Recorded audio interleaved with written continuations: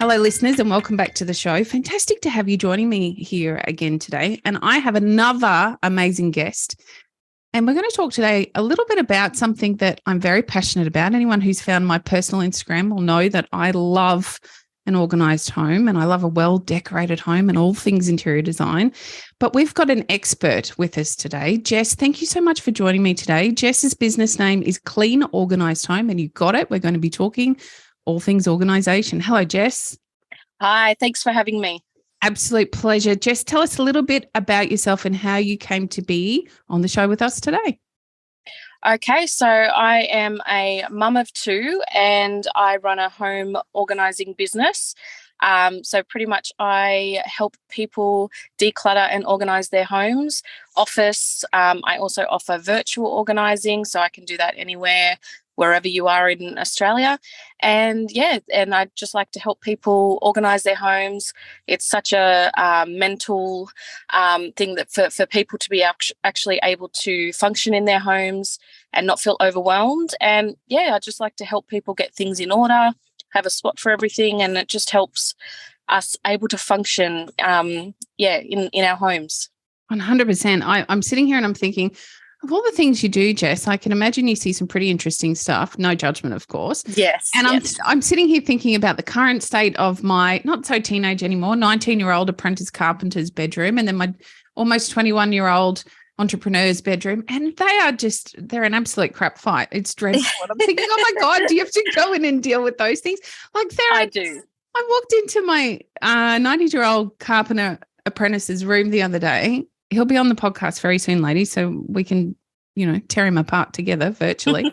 But there are tuna cans in his bedroom and there are woolly wrappers. And, of course, there's lots of chocolate after Easter. It's just dreadful in there. And I think it's probably pretty typical of young men. So is that the kind of stuff that you're always walking into? Or are you walking into homes that are, just the normal family disorganization because we're so busy doing what we do? Yeah, I mean, I've had everything, to be honest. I actually just did a young guy's room last week. A mum just was sick of all the crap hanging around, and I went in there and we just went through everything and organised his wardrobe, and it was great. I think it's also good for them to have a bit of a refresh, and then they kind of get used to that, and then they like, oh yeah, it's actually nice to walk in here and it's not clothes everywhere and everything like that. So I've kind of dealt with lots of different things. I do pantries, which I've definitely seen a few old and expired items. Yes. That's probably one of the most typical areas that I do work on, because pantries are the heart of the home. You're cooking every day, and when you can't find something, or you've found this old whatever it is in the back of the pantry, you're like, oh yuck, like how long's that been there? So it's definitely seeing lots of different things throughout the experience over the last 2 years that I've had the business. Yeah, I can imagine some of it would leave you a bit mind-boggled and scratching your head. And I must admit, I'm one of those people that only recently cleaned out my spice shelf. Yes, spices. TikTok told me that there's probably something in there that's 10 years out of date, and they were damn well right. There was stuff in there I've had forever. Yep. You just don't think about it. And Yes. I think it was cloves. I never use cloves. I don't even know why I have them. And you always buy that spice that you need it for one, dish, and then it stays there forever. I actually had probably the oldest spice I found was from like 1992. And someone was still using that. So, herbs and spices, they expiry dates, whether you go by them or not, but, they kind of do last a bit longer. But, that was probably my oldest one I found. That's a cracker. You'll have to keep like a library of all of these interesting Yes. Jess, now your business has been running for about 2 years. How did you come to be doing this? Like this, I find this really fascinating, very cool. We spoke briefly off air about that headspace piece that we'll get into a little bit later, and how you can really help to provide some clarity around the home and therefore in every other avenue of life. But, as a career choice or a business choice, I imagine this isn't, I don't know, did you grow up wanting to do this as a little girl? Oh, definitely not. I have, to be honest, like I never thought that this could be a job. but I was actually in the travel industry for about over 10 years. And I was in corporate travel, and then COVID hit. Yeah. And the travel industry, of course, wasn't doing so well. And my boss had already actually sold the business just prior to COVID, and we were moving over to someone else, and they just couldn't take us all on. And so I was kind of the last one standing, and I thought, I'm not going to be, here for too much longer. I need to decide what I want to do. And COVID, no jobs were available. I was trying everything from reception to, like being in travel, it's a lot of jobs all in one. But for them to actually say, oh, you don't have reception and experience, those type of things in COVID, it was like, well, I do all of that, but they don't see it that way. So I think it was in the first lockdown, what was that, 2020, I started an Instagram page just because I had a 10-month-old at the time and I was home a lot. And I was still working from home a couple of days a week in the travel at that point.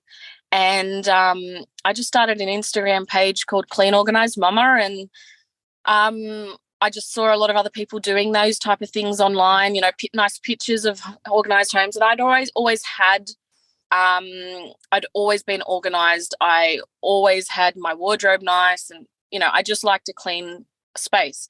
And I did start that page, and it kind of grew. I had a lot of questions about how I actually stayed organised, and I'm like, I didn't really think a lot of people struggled as much as they did, because I had a 10-month-old, and, being a mum, it's hard to keep up with everything. And I just found having an organised space was a lot easier for me, the fact that I can find things, and I didn't really realise how many people struggled with it, and I kept getting questions and questions. And then when I think it was 2021, I was kind of knew that my job was kind of going to be ending. I went to my husband, I just said, should I just start an organising business? It was just starting to kind of, I'd seen a couple of other people doing it, and I just decided, okay, I'm just going to bite the bullet and do it. There wasn't really much startup costs to it, really, because it was just a service, and you just have to buy the products, and the clients buy the products anyway. Yep. So it was really, I just kind of had to get on and start an Instagram page or Facebook page and just kind of advertise through there. And I'd already had a bit of a following on my other, like, kind of mum organising page, and that's literally how it started, and I kind of haven't stopped since. I mean, I did just have my second baby 7 months ago, so I did have a bit of a break, but I'm back doing it now. But yeah, it's just crazy. From then I just haven't really stopped, and it's been the best. I absolutely love what I do. Yeah, I love what you do also. I pride myself as being quite organised, and then I must admit I cleaned my desk before, and you can't even see my desk. No one can see my desk, only me. Yep. But it reminded me, knowing that I was talking to you today, I'm like, Nicole, this is dreadful. You need to sort this out. So I have cleaned myself up today, and I guess that's the point there I'm trying to make is we all get busy, and areas in our home, particularly the ones behind doors, become dumping zones, and we can't see the wood for the trees. It's I could relate this back to business lessons, and we will later. However, at the moment, we can't see it. We're so busy, we don't know how to change it. And you become very stuck in your space, I think. And the advantage of using, for me, a service like yours is that somebody can come in with fresh eyes and really calculate the space out and how it could be utilised. Can you tell me, Jess, about that journey that you take your client on? So do you typically just do one area, or are you looking at how to utilise the entire home every time you do a consultation? Yeah, so it just depends what the client, like, I guess, what they are wanting. I have some people who want their whole house done. I have some people who just want, say, their pantry done. But I find once they actually start with one area, they want the rest done because they know what that feeling is at the end of it. And they're like, oh, I can breathe. Okay, let's move on to the next, area. So that's kind of how, my business has built is I've had a lot of repeat clients, and they just keep wanting, okay, we're done the pantry, the kitchen now. Okay, let's move on to the bedrooms. So, and it's amazing the feeling that you can just see their relief or their anxiety definitely, just their relief after that. It's just like at the end, I'm just like, wow, that feeling that they must have now.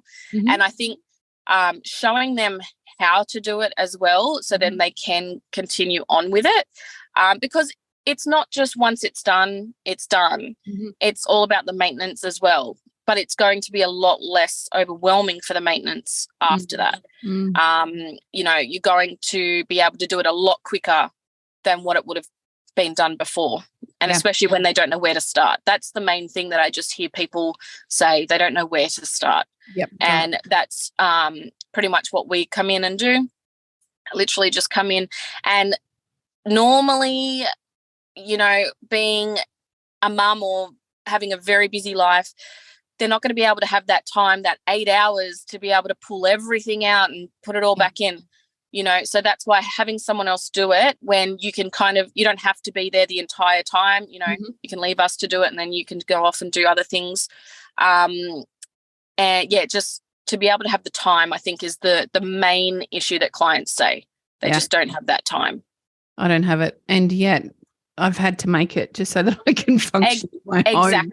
Exactly. And that's what it's about. Like, it's just that some of these rooms take so long to do that they just don't have that one full day that they can actually commit to it, because there's kids sports, there's literally kids hanging off you, or, you've got a busy work life. It's just one of those things that is not necessarily, I don't think people really pencil it into their schedule to do, because it's kind of I'll get to that later, and then that's how things pile up, and then it becomes too overwhelming, and that's, I guess, where we come in. Jess, what's the key to an organised home? Well, maintenance for sure. Mm-hmm. It is a constant, as much as you can organise a space and have it done, and it might last a day or so, and then we have to live life, and it's just all about putting things back where they go. Or at the end of the week, if the pantry's gotten messy, okay, I'm going to spend 5 minutes just tidying it up a little bit. It will take a lot less time after it's organised. Like the junk drawer, so many people, they just chuck stuff in. But if you just have a couple of little containers in there that your chargers go into, and even if you've chucked stuff in there that week, okay, at the end of the week, it literally takes a couple of minutes, where they go, and it's tidy again. So it's just about building those systems in the house to be able to maintain. That's number one. That I think people sometimes say, oh, it's organised, it's going to stay like this forever, but we have to live in the home. You want to have messes.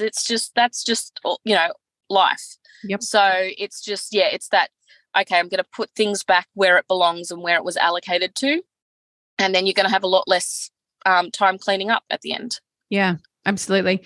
I was sharing with you offline before we started recording today that I'm really privileged to go into my clients' homes lots of the time on Zoom calls when we do our sessions together. And I can often tell how they're going to show up by what's in the background.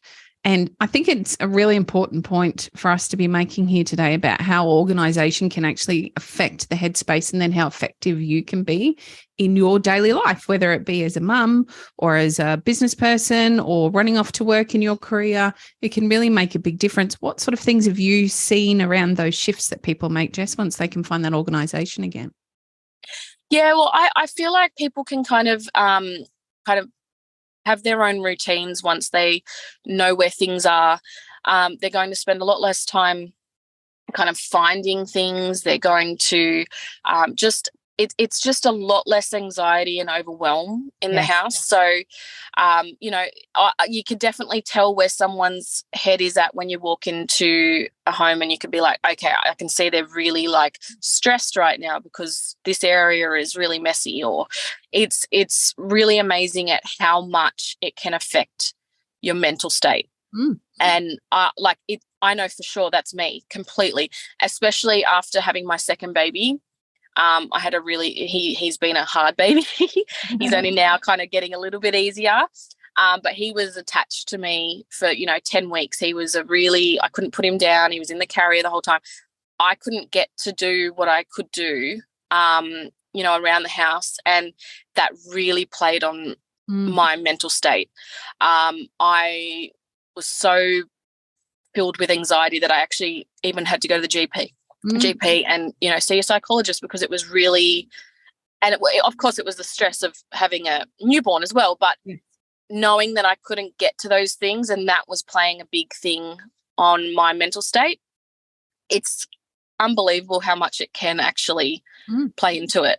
And you can just tell when you walk into someone's house, you can be like, okay, they're feeling frazzled, they're feeling like they're just, only just paddling, they're just feeling that overwhelm. And then at the end of it, you can just see a bit of calm at the end.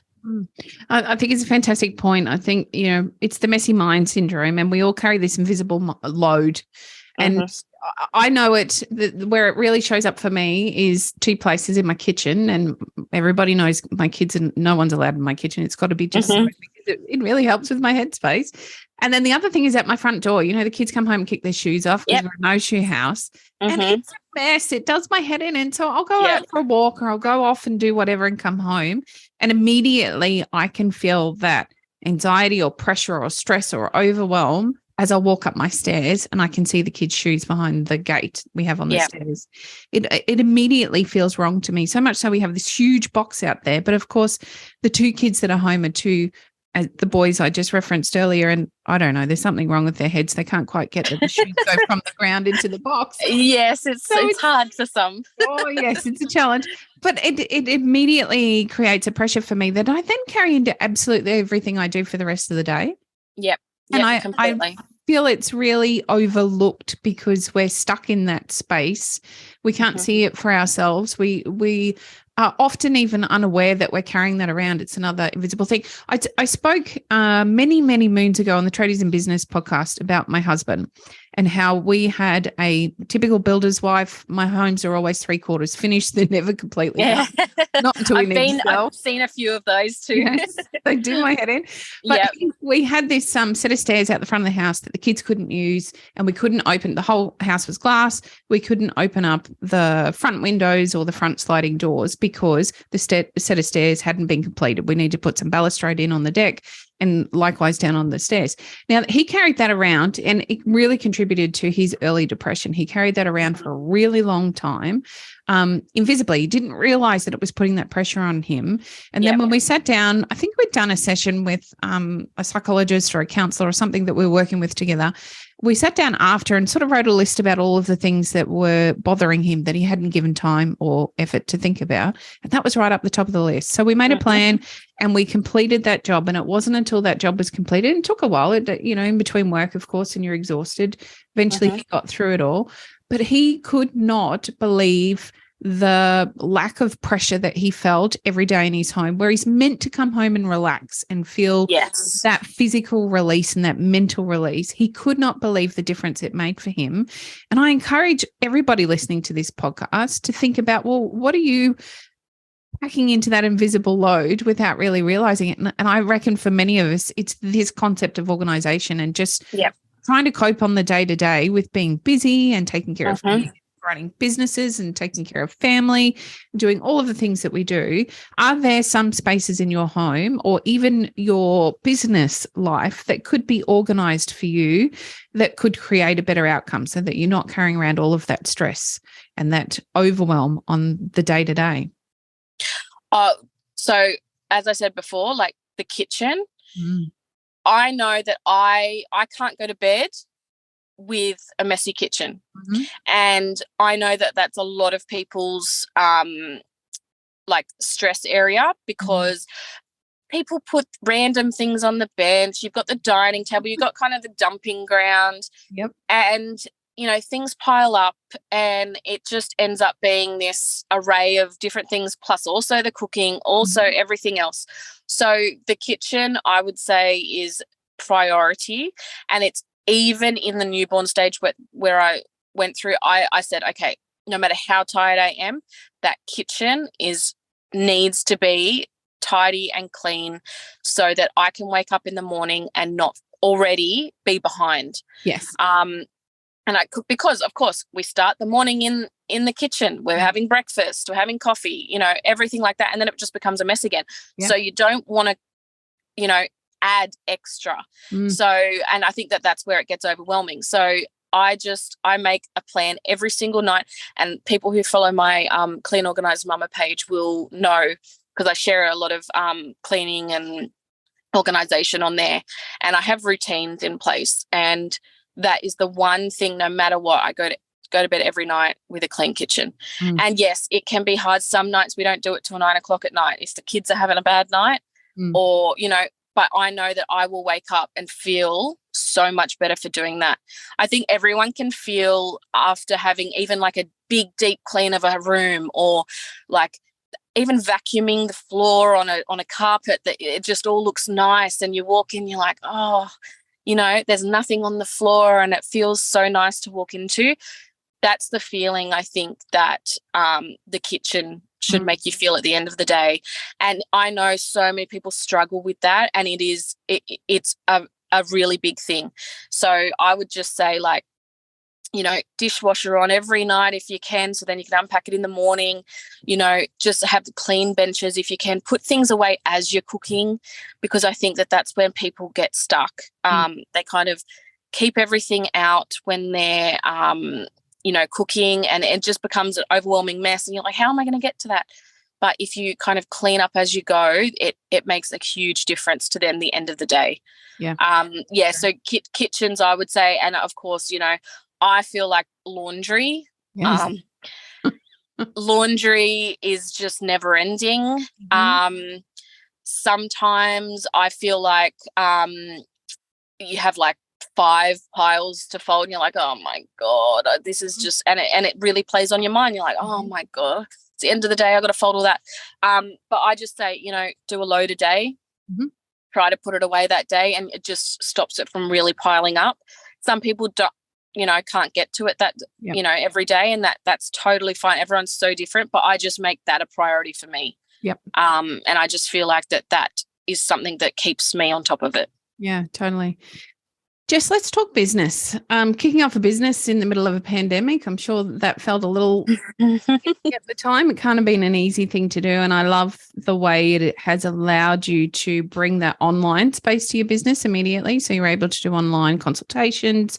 Can you explain to me, maybe take it back a step first, let's talk about business and the decision to go into business at that time, and what sort of lessons you've learned along the way?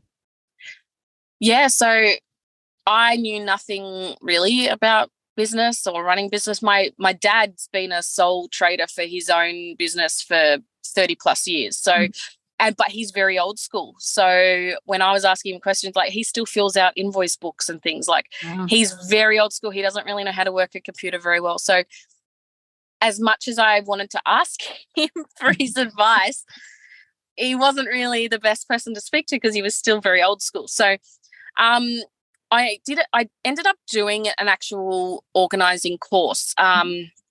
So there's an organiser out there that kind of came up with a course that had a bit of the business side, how to set up the start of the business. And I thought, what, I'm just going to invest in, it was a few $100s or whatever it was. And I'm like, yep, okay, I've got to invest in that, because I need to know how to actually run a business. I had no idea how to even start. So lucky I still worked 1 or 2 days a week in the travel while they were kind of, working me out of there. I was able to just kind of set this up on the side. And so I kind of got a little bit of an idea. So, set up a bank account, set up a website. Now, I wanted to do everything as much on a budget as possible just to get started, because I didn't know if this was going to take off, or I had no idea what was going to happen. So my sister had a bit of experience with computers and things like that, so she helped me set up my website.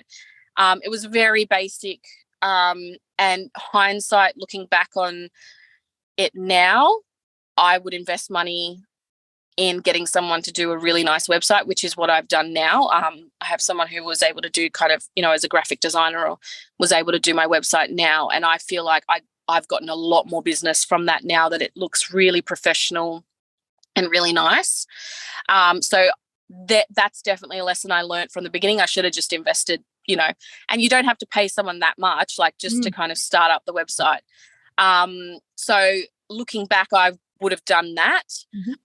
But these are the lessons you learn along the way. And I just kind of opened up a bank account, and I didn't really have to do much else other than that. I didn't advertise. I haven't really spent any money on advertising at all since I started. So it's all just word of mouth, Facebook and Instagram. Obviously, I was already had another Instagram, so I was kind of learning about that, how to, grow, I guess, and it's just about being consistent. Yep. To start, I also just offered a lot of friends and family to do their places for free, and they just bought like the products, and I just kind of did that. So I had some content to put on, to advertise, and I just kind of did that for a couple of months while I kind of got things set up. But I think in this particular business, there wasn't a whole heap that needed to be done prior, which is lucky, because obviously some businesses need lots of setups and things like that. Like obviously I can just work from home, just get a laptop, just make sure I had, like a business name, obviously ABN, and register domain name. And that's pretty much all I had to do, which was lucky. So it was quite an easy thing for me to do. And then, I just work out products. So search a lot of products and work out, okay, what's something that I can use a lot of everywhere, and kind of get a bit of a back stock. So now my garage is a nightmare right now because I'm constantly getting stock.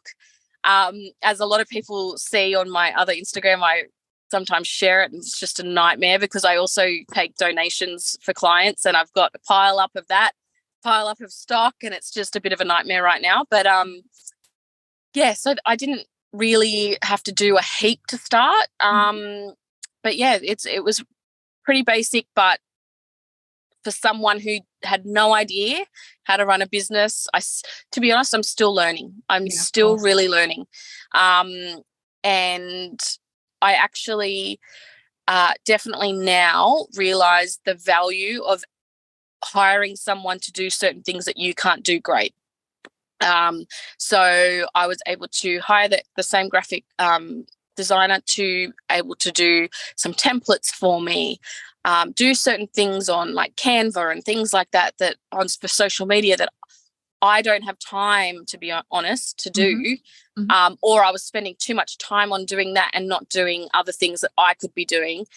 And so investing some money into that type of thing so that it's something, one less thing I have to do. So they're the types of things I've learnt along the way that, I probably should have done at the beginning, but these are lessons you learn along the way. Yeah, I think we many of us stumble into business. So your journey is not dissimilar to many of our tradie wives that are listening, where in their cases, for many of them, whilst they make a decision to go into working with generally their partners in the trade business, they come in as helpers to begin with. And so there's no real conscious trajectory of what that looks like in terms of career position, because then many of them end up giving away their careers so that they can be running the business side by side with their partners. And I feel like you almost happen across learning. We're very good at what we do. All of us are. So, I was great in pharmacy for many years. The difference with retail is I had opportunity to learn how to run a business, because so much of that can't be done without those opportunities for learning. So there's lots of courses that you can go and do. There's lots of study and certificates to further your knowledge, but that isn't available for people that start small businesses overwhelmingly. And then many of the government type courses that are available are overly complex, and they don't tell you, it's a little bit like going to school. Sure, they tell you how to do the taxes in these courses, but they're not telling you the important stuff like customer relations and how important a sales process is and how important your social media profiles are and what that can do to build your business. So I think, what you're talking about there, what you're expressing with that journey that you've been on and learning as you go is very much the same for many of our tradie wives that are listening in today. Jess, my favourite thing about speaking to you today is knowing that you're right out the front of IKEA on the way to do a job for somebody. It's so I sure am. I love IKEA. I've been sharing with my listeners this week. My 21-year-old's about to move out of home, and he has allowed me to help him fill his home with stuff. I am so excited. That's exciting. Yeah, it really is exciting. It's like being a kid all over again. Jess, the one thing I really wanted you to unpack for me quickly before we finish up today so that you can get to your client was the concept of the online consultations. I find that really fascinating. I think it's a great idea. I've done some online interior design over the years, many years before Tradies in Business, of course, but I'd love to hear how your process works with that and how you're able to help people over. Do you use Zoom or are you FaceTiming, or how does that work? Yeah, so we usually start off with the consultation. What the client will actually send through some photos and video first, so then I can get a better look at what we're working with, and then I kind of come up with questions that I need to kind of get off them. I also ask for measurements and things like that of the spaces, because obviously, you need to have the right products to be able to make a space function properly, because I think that's the biggest mistake some people make, is that they don't measure. They go out to Kmart and buy a heap of different things, and then that's when we get called because, it's not working and things like that. So we measure, we make sure that we're getting the right products, or we're recommending the right products for them, so then they can keep everything nice and neat and, have a home for everything. So then we'll have a consultation over usually FaceTime or Zoom. It just depends. And, we kind of go through what's not working for them, what do they want it to be like. I guess we go through their systems and how they work, because everyone is so different with certain things, especially like a kitchen, right? So some people want to have the oils and everything right at their cupboard right near the stove, whereas some people want it just in the pantry. We work with how people actually function and how they work. So I kind of go through personal, family questions like that, and then and we kind of go through, okay, what I guess look are you after as well, because some people want a nice look with certain products, and then I just kind of get as much information as I can, and then I end up writing up a full product list, give that to them, as well as a bit of a diagram where I say, okay, place this here, place this here. And the beauty about the virtual organising one is that they can work at their own pace. They don't have to do it straight away. They can kind of do a shelf a month, or a shelf, whenever they can get time to do it. And so I think that that's something that is good, that they can work at their own time. They can get to it when they can, around all the busy lives that everyone has. And I at least give them that kind of guidance, but they don't have to do it straight away. And also, obviously, less of a cost to have someone come in and actually do it, because it the services, it's not everyone, something that everyone can afford. So I think having the virtual, but also, being able to do it yourself if that's what you want to do. Yeah. So, and then I just kind of give a little bit of feedback if they need it. If they're struggling with something, working it all out, then they can just give me a call, or I'll be on emails, and I just have that assistance throughout the whole process. It's fantastic, Jess. I think there's a lot of us that can use your services. Yeah. Listeners, if you're sitting there and thinking, okay, I get it, I need some help, all of Jess's contact details will be in the show notes. And if you can't find them there, you know that you can reach out at any time via social media, or, of course, through the Tradies in Business website. Jess, thank you so much for joining us today. It's really fascinating learning about what you're doing. Thank you so much for having me. It's been really fun. Just talking all things organising is definitely something I'm passionate about. Me too. Thank you. Thank you so much.